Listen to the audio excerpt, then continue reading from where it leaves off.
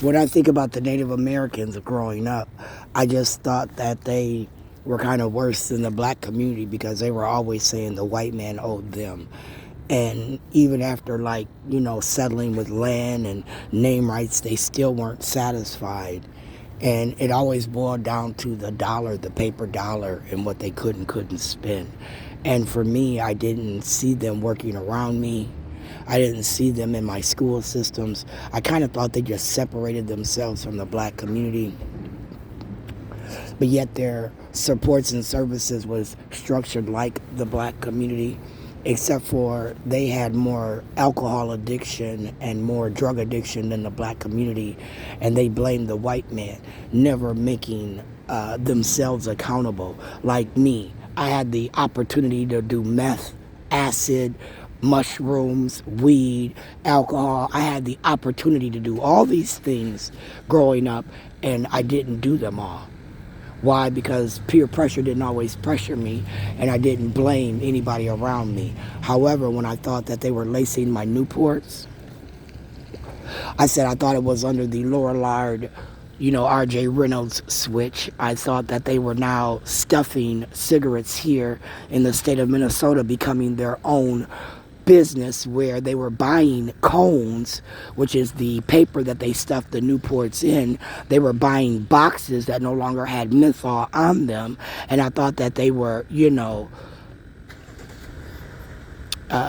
violating my consumer rights, and nobody else complained because they might have gotten, Shantex, or they might have gotten the nicotine patch.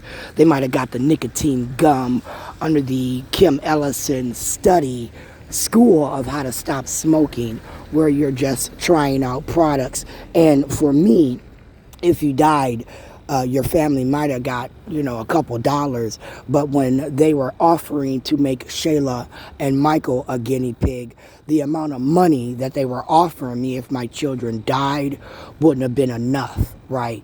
No life to me has a dollar amount that you can assign to it. So if you lose your 10-year-old, they're not really making no money for the family. They're not producing a home for you, so their life ain't shit. But let's say your 18-year-old son has a job and he deposits his check into the home, and because of him, you're able to afford this house, and now he's a guinea pig trying out shit like Shantex and things of that nature, and he dies, you now lose that income. But again, they had a set amount that they were giving you. They didn't give a fuck. So I said, no, I'm not going to let my kids be in that study. I, Sharon Martin, did not want to be in that study.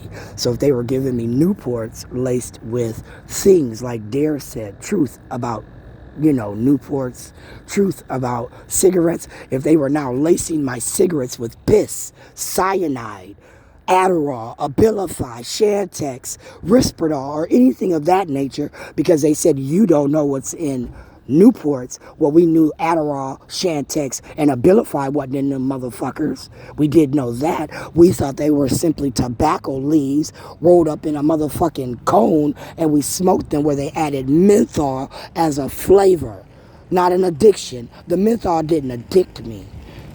Some said it was a body addiction. Some said it was a brain addiction, where it's habit. Your brain thinks you need a cigarette, but you really don't.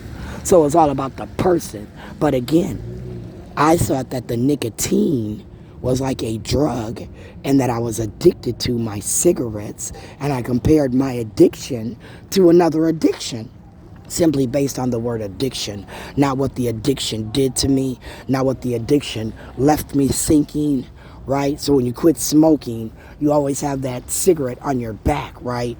You always want a cigarette. So you have to leave the room because you don't want to smoke a cigarette, right? The smell of a cigarette, your favorite brand, triggers it. So you can't have one because you might start smoking again, right? Theory, it's an addiction, right? Doesn't matter that it's not meth. Doesn't matter that it's not fentanyl.